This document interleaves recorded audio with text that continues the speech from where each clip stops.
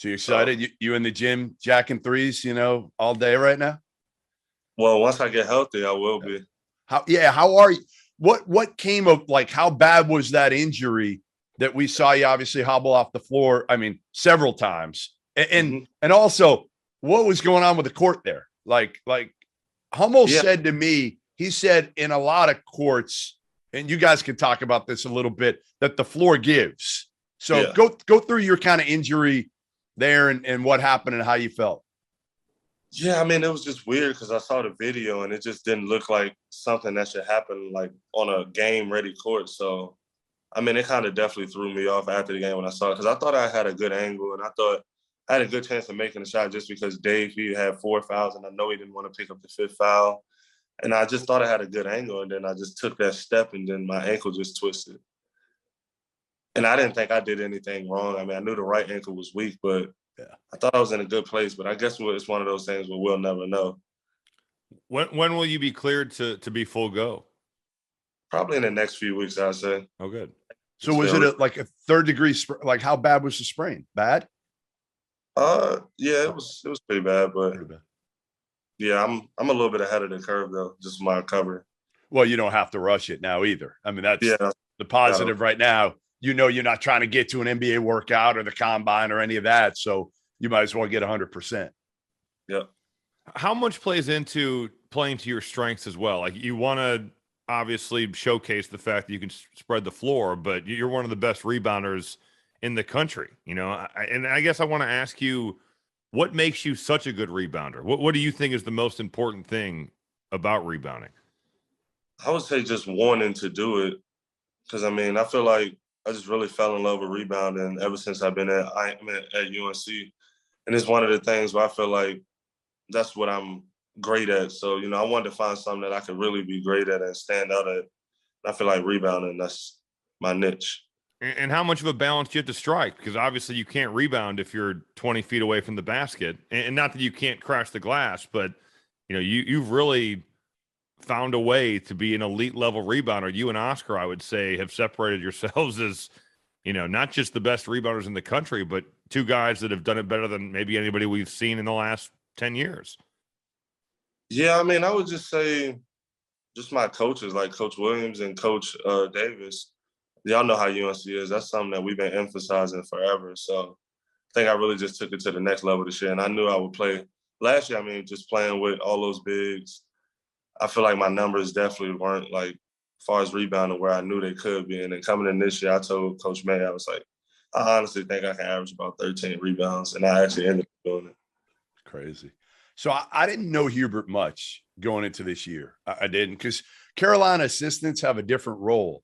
And it's really kind of not to get a lot of attention. I'd walk by him on the recruiting trail, and honestly, I thought he didn't like me because he'd have, and he probably didn't, but he'd have his head down. He'd have his head down and just kind of stayed to himself.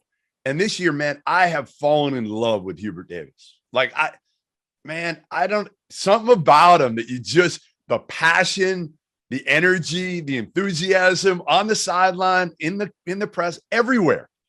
He is like just somebody that you want to play for. Why?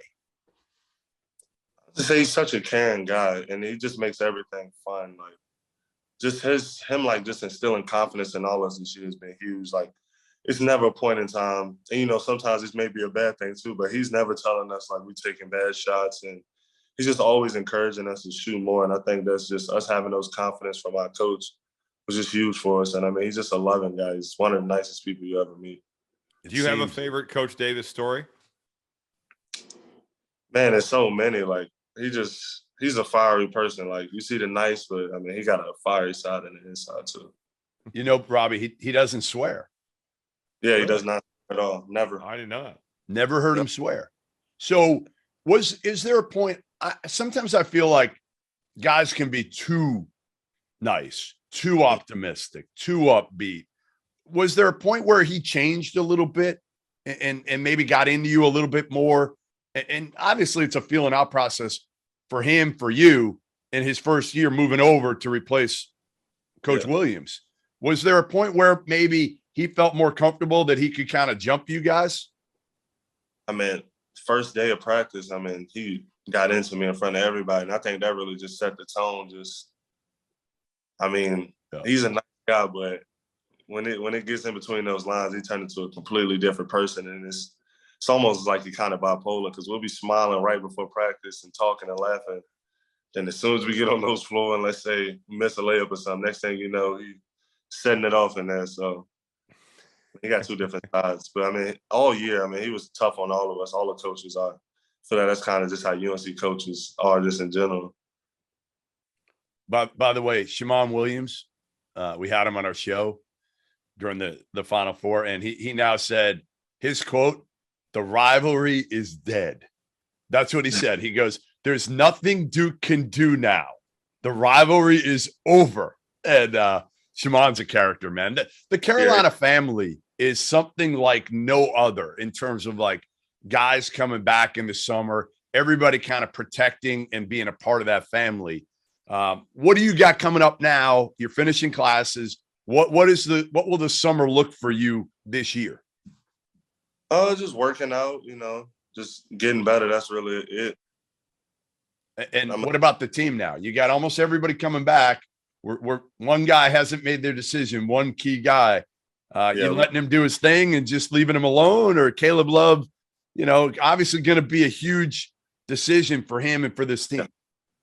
I mean, it'll definitely be a huge decision, but I mean, we hope that he comes back. But I mean, even in the transfer portal, everybody wants to come to UNC. I mean, some of the guys that have hit me up, you wouldn't even believe. Like, dang, like, really? So, yeah.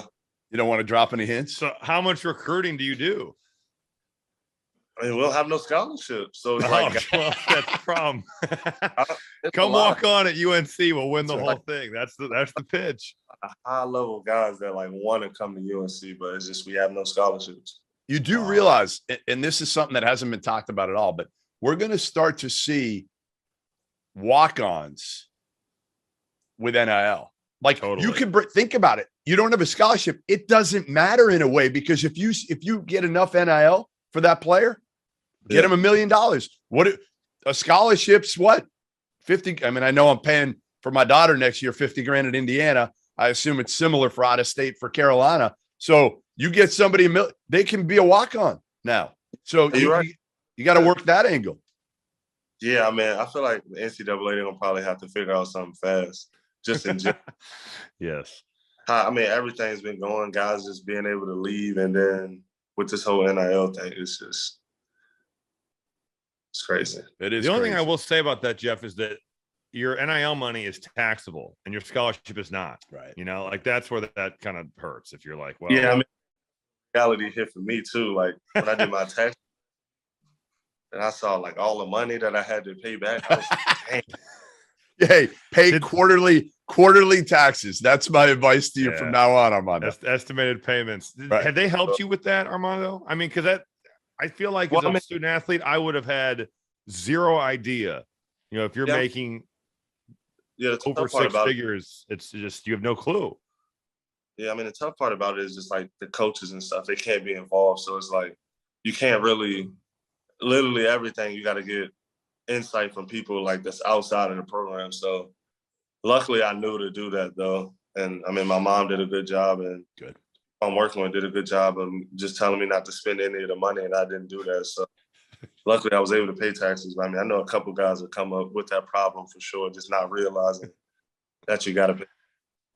That is the hard part though. It's like, okay, your coaches can't help you not only with that, but they can't even help you with finding an agent and finding maybe a financial guy. So a lot of times that's kind of my concern, because now you got agents coming at you and other guys, obviously, that you don't know what a percentage is that you should be paying to them. I mean, I think the NCAA should definitely allow like coaches to be somewhat involved, because I mean, those are the people that's in your corner, people you look at as father figures, mother figures, whatever. So just having their opinion, and a lot of the time the coaches have been in those positions and they have marketing deals and things like that. So getting their side on things like that, I think would be a tremendous help.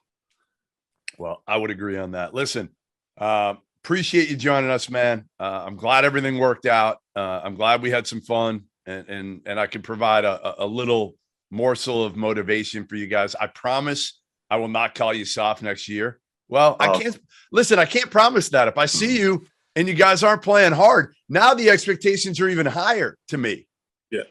I mean, and tons of respect to you too, because when you say it, you put a name on it, add everything. A lot of people, they, quote unquote, sneak this, but you straightforward with it. So you got to respect that. Listen, to me, I've always been that way, for better or worse. Like, I'm going to say it and I'll be there for it. And you and I knew each other enough that, I think, again, to me, I just had higher expectations of you guys than what I saw at Mohegan Sun. And I was disappointed, not only again in the effort, but like there was no talking going on the court that day. None. Oh man, we watched that film. That was a bad product we put out for sure. Yeah, but it was a hell of a product you put out at the end of the year. So, my man, congrats. And again, we'll talk again before the start of the season. But enjoy the summer, get healthy, and again, congrats on a heck of an ending of the season.